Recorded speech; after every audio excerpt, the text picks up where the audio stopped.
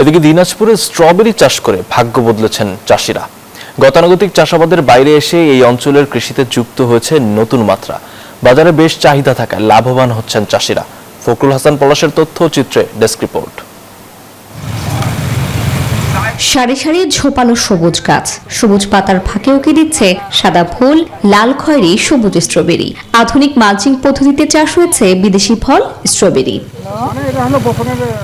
বিরল উপজেলার রবিপুর গ্রামে 4 তরুণ উদ্যোক্তা প্রায় 1 একর জমিতে 15,000 গাছে স্ট্রবেরি চাষ করেছেন।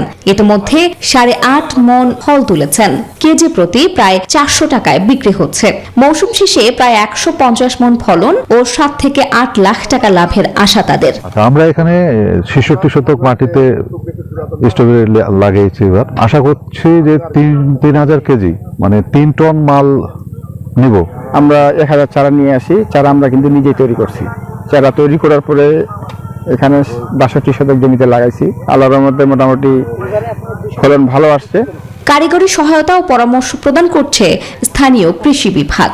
বিরল উপজেলায় এই প্রথম স্ট্রবেরি চাষাবাদ হচ্ছে।